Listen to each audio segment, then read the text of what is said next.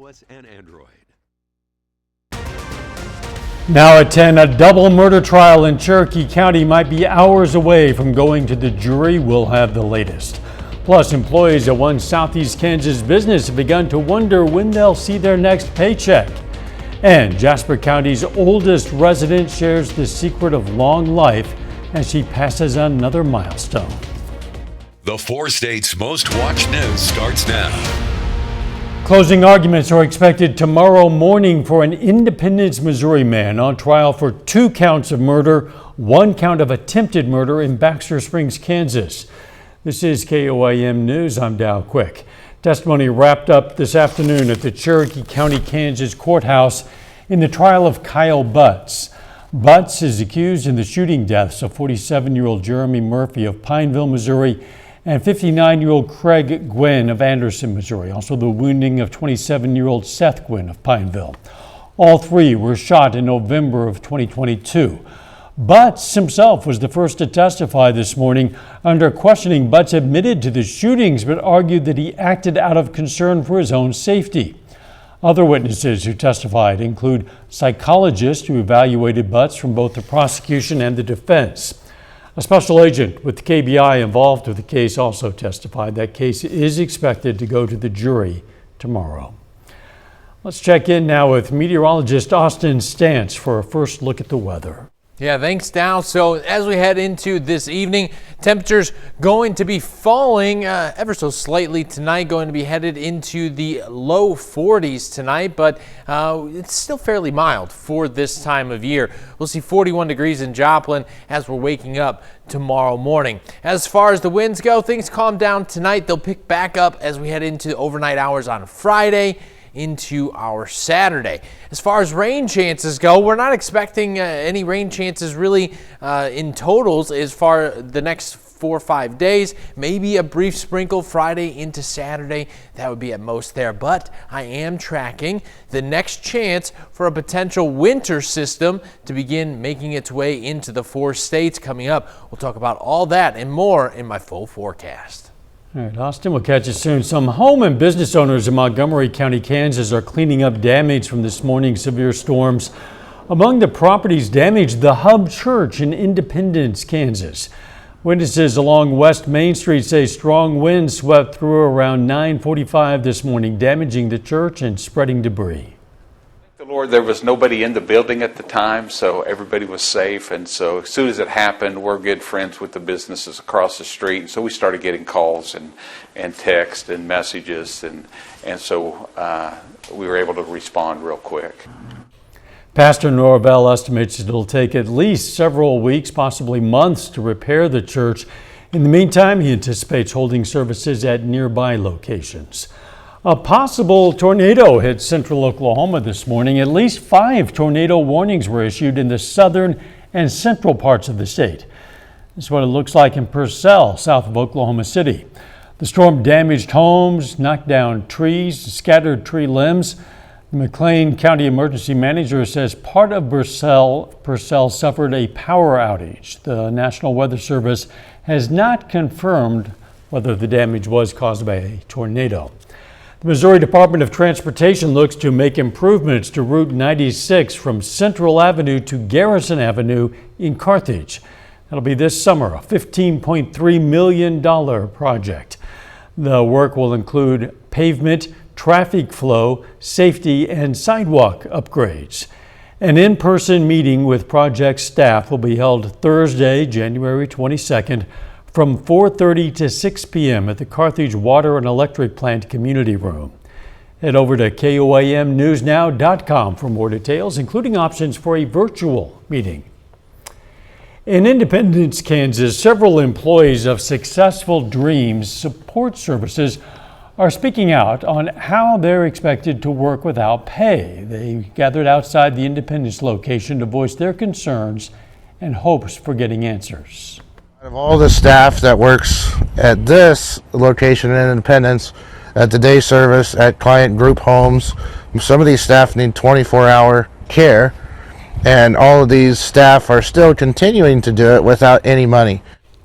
The employees are struggling to get the food stamps, as the CEO Roger Thompson and COO Ron Maelstrom are not answering calls from the assistance programs. Another business drawing workers' concerns and criticism is Starbucks. Baristas at the Starbucks in Little Rock have voted 15-5 to join Starbucks Workers United. It's now the 7th Arkansas store and 5th in Central Arkansas to unionize. That's out of some 80 stores statewide. Workers are demanding better hours, higher wages, and an end to alleged unfair labor practices as contract talks remain stalled. Ron's Supermarket in Pittsburgh is celebrating its 50th anniversary. The celebration kicked off yesterday, followed by a chamber coffee and ribbon cutting today. The family-owned grocer, founded in 1976, honored its legacy with promotional giveaways, including a grand prize 2026 Jeep Gladiator. Ron's thanked the community for 5 decades of support throughout the festivities.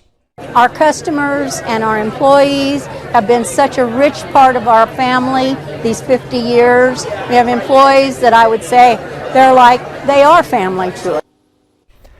The 50th anniversary celebration continues Saturday with a 50-foot cake. The oldest citizen in Jasper County celebrated her 106th birthday today. Helen Hubbard lives at St. Luke's in Carthage, and they threw her a little party. She's a World War II veteran, a big Kansas City Chiefs fan. This year, St. Luke's staff invited Helen's good friend, you see him there, Casey Wolf, Kansas City Chiefs mascot. There was also music, cake, smiles, and plenty of photos. KOAM Shannon Becker asked Helen the secret to a long life. She said having a positive outlook and her faith in God. We love Helen here at KOAM TV. We certainly wish her a happy birthday. You can see more from the party photos and videos on our website, KOAM News Now. The Missouri Department of Conservation issues new guidelines for chronic wasting disease. Coming up, what hunters need to know. But up first, federal agents shoot 2 people in Portland during a traffic stop. We're going to tell you why the Department of Homeland Security is defending that action. Authorities say federal immigration officers shot and wounded 2 people in Portland, Oregon today. The FBI's Portland office says it's investigating an incident that happened this afternoon involving, quote, Customs and Border Patrol agents in which 2 individuals were wounded, end quote. As Gwen Baumgartner reports, the shooting comes a day after an ICE officer shot and killed a driver in Minnesota. Authorities say federal agents shot and wounded 2 people in Portland, Oregon on Thursday. When the shooting happened, the U.S. Department of Homeland Security says U.S. Border Patrol agents were conducting a targeted vehicle stop involving suspected Venezuelan members of the Tren de Aragua gang. In a posting on X, the agency says when agents identified themselves, the driver attempted to run over the officers. It said an agent fired a defensive shot as the driver and passenger tried to flee the scene. Our priority and main concern is that there is a thorough and complete investigation, that all facts that can be learned are obtained, and that we can get as much information as possible. This is a federal investigation. It's being led by the FBI. We have been in touch with them. We are, in regular contact. Portland Mayor Keith Wilson held a press conference Thursday evening. Just one day after the horrific violence in Minnesota, our community here in Portland was witness to a moment of fear, confusion, and heartbreak. Earlier this afternoon, 2 people were shot and injured by federal agents in the Hazelwood neighborhood. Violence in our community is devastating. These are not statistics. These are human beings. A Portland City Council session abruptly recessed after members were informed of the shooting. Gwen Baumgartner, CBS News. President Trump said last week that he was pulling National Guard troops out of Portland as well as Chicago and Los Angeles after a federal court ruled against the administration's action. But he said, quote, "We will come back if crime begins to soar again." Austin returns next with a complete look at your forecast and later. For some senior citizens in Pittsburgh, getting out and traveling can be a little difficult. This week on Doing Good, we'll be going to the program of Timeless Travelers and how they are helping the community. I'm Ty Parks on that story coming up. The music gets drowned out. Buzz driving is drunk driving. Some much needed rainfall finally making its way to the 4 states. Unfortunately, it didn't come alone. Some severe weather followed along with it. But as far as the rainfall goes, we saw anywhere from about an inch in the Joplin area to almost an inch and a half in northeastern Oklahoma, and here in southeastern Kansas here we saw just under an inch and a quarter. Now, as we head into the evening hours tonight, a little bit of cloud cover will begin to make its way in 9-10 o'clock, but then it's going to clear out as we head into the overnight hours. As far as what you can expect for tonight, well, you may even get a glimpse of the moon out there. It's in its waning gibbous phase. About 68% of the moon is currently visible. Temperature is going to fall to around 40 degrees tonight. Cloud cover, just going to be about partly cloudy, so you could definitely catch a glimpse. Heading into tomorrow, wind's going to calm down significantly. So some gusts tonight, anywhere 10-20 miles per hour. Waking up tomorrow, going to be around 5 to 10 mile per hour wind gusts. A second cold front begins to move through as we head into Friday night, into our Saturday, bringing our wind gusts back into the 20s, maybe 25 miles per hour. For Friday, 51 degrees. A very light wintry mix can't be completely ruled out. If it's anywhere, it's going to be in our far northern regions. Talk about that here. We'll see our surface low just stationed off to our north. Kansas City is going to see more winter precipitation than we will, but Yates Center, Fort Scott, Nevada, maybe get a flurry or two coming in there, especially as we head into the overnight. Not going to be impactful. Most of us going to be sleeping. Roadway's not going to be too slick. Nothing's going to be accumulated as that's passing through. Cloud cover clears out once again. Second cold front passing here heading into Saturday morning. Things a bit chillier to start in the low to mid 30s. Headed into Saturday, though, we'll expect temperatures by our lunch hour back into the 40s, near 50 by 4 o'clock on Saturday. What's your weekend looking like? Well, 47 Saturday. Here we are Sunday, 40 degrees. Some more clouds begin to move in Sunday. It's a little bit chillier out there as well. Now, talking about what we can expect looking a little bit further ahead, well, our next potential system would just be a weak disturbance around Tuesday, Wednesday. Could just bring just a very slight chance of rain. Not too much in terms of accumulation, but I am tracking our potential for our first winter weather system. This would be around between the 16th and the 18th, so keeping a close eye on that. Let's take a look at your 7-day forecast. Here we are on Monday heading into next week. We're back into the 50s. There's that system there that brings the chance of just a few scattered showers across the region. Thursday down to 44 degrees, mostly cloudy. And then towards the end of the week, the chance for a few snow showers. That's what we're keeping an eye on this week. Austin, thanks. A Welch, Oklahoma native ropes in some high honors. Landry Layton here, a graduate of NEO A&M College's Agriculture Department, was just crowned Miss Rodeo Oklahoma 2026. Landry comes from a long legacy of ranching and rodeo. She's also an accomplished FFA member and advocates for agriculture with her Leave a Legacy platform. As Miss Rodeo Oklahoma, she'll serve as ambassador for both the sport of rodeo and the agricultural industry throughout the state and beyond. The Missouri Department of Conservation is proposing changes to chronic wasting disease-related regulations for deer hunters. This as CWD remains low and deer herds remain healthy. The changes include the removal of the CWD portion of the firearms deer season, antler point restrictions, and CWD management zones. Instead, the department will continue its mandatory testing and list the counties where CWD has been detected in seasonal regulations and informational booklets. Still ahead, the Pitt State Gorillas return home for the first time in 2026 to take on Newman. Those highlights next. Plus, the 2026 Kaminsky Basketball Classics underway. We'll have highlights from opening day action coming up.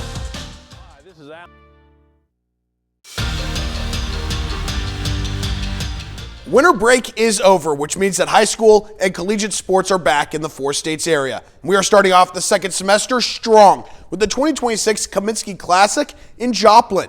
Tipping it off with the hosting Eagles taking on Francis Howell. The Vikings coming out firing in this one. Isidore Baugh kicks it to Lincoln Swan, who fires from deep, draining the 3, a 9-2 run to start for Howell. But here comes Joplin with a little give and go action. Trent McCadney to Fred Taylor, back to McCadney, who drives and gets this layup to go.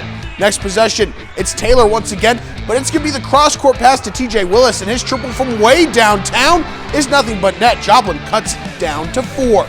Eagles still fighting back. Off the missed free throw, it's McCadney with the offensive rebound, and putback Joplin makes it a 2-point game.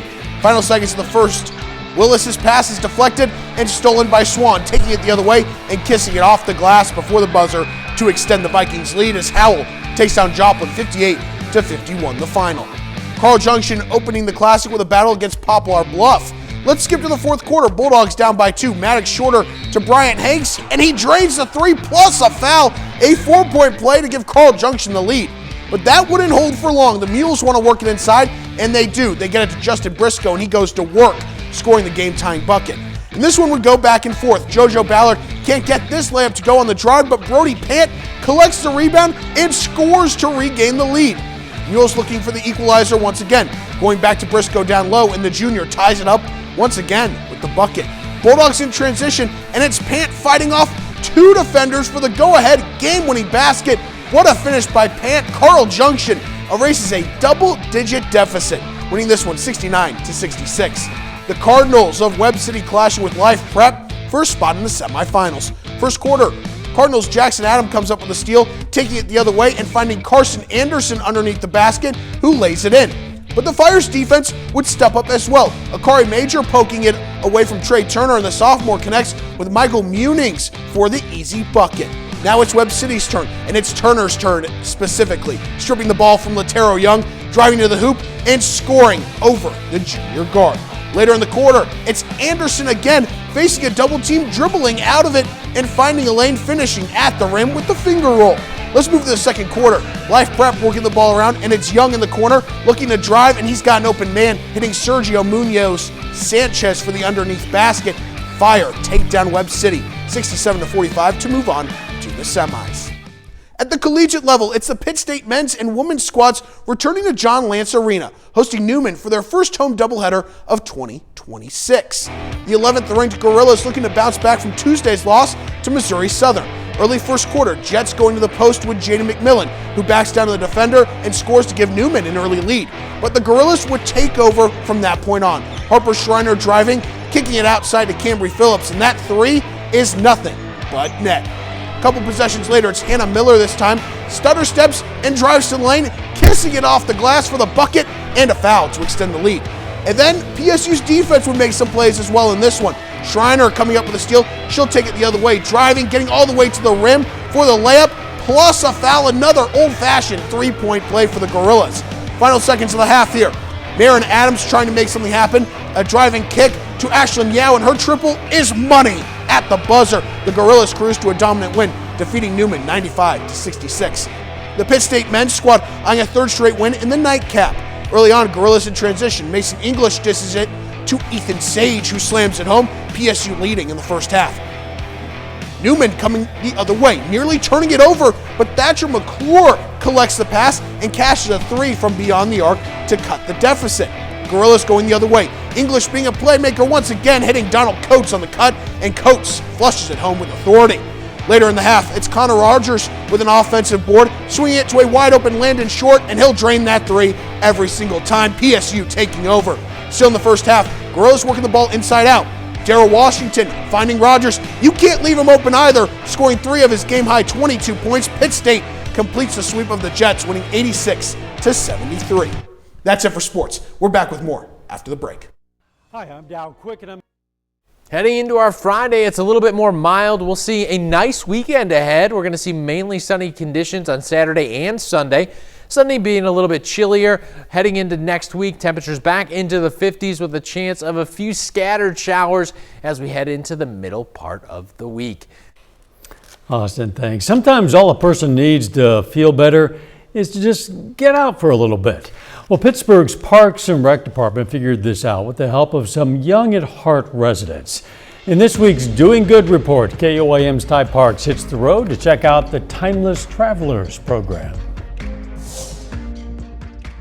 One time during a game of bingo, some of the senior citizens in Pittsburgh, Kansas mentioned they would like to travel places, and with that question, Timeless Travelers was created. Recreational Program Manager Josie Maple says, Timeless Travelers is our travel program for senior citizens.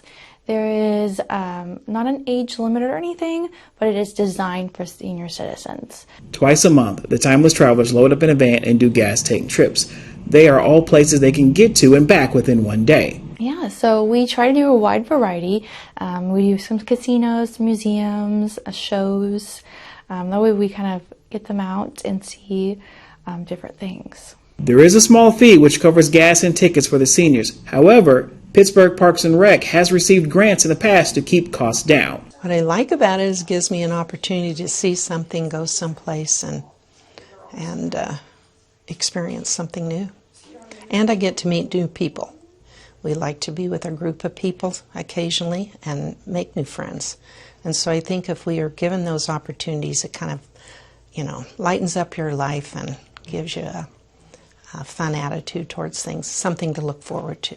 In Pittsburgh, Kansas, wishing the Timeless Travelers bon voyage, Ty Parks, KOAM News. Pittsburgh Parks and Rec's looking for another van they can use to take more people on the trips. They say there's always a wait list. How about a final sports note? Yes, it's been a little bit of a boring couple weeks for us with semester break, but we are back. The Kaminsky Classic in a couple more days. Pitt State back in action. Seems like we're finally getting back to full speed. So a little bit of excitement for us. But the college football semifinal game between Ole Miss and Miami just went final, and it's Miami advancing to the national title with a last-second touchdown. Really? Last-second touchdown. It's going to be odd heading into this weekend, playoff weekend in the NFL, and the Chiefs aren't in it. Very weird. First time in forever. I'm not looking forward to it as a Chiefs fan, but maybe a little bit of relaxation is needed. Yeah, nothing to stress about, I guess. Thanks for joining us. Don't forget the morning show starts at 5 a.m., and let's make it a great tomorrow.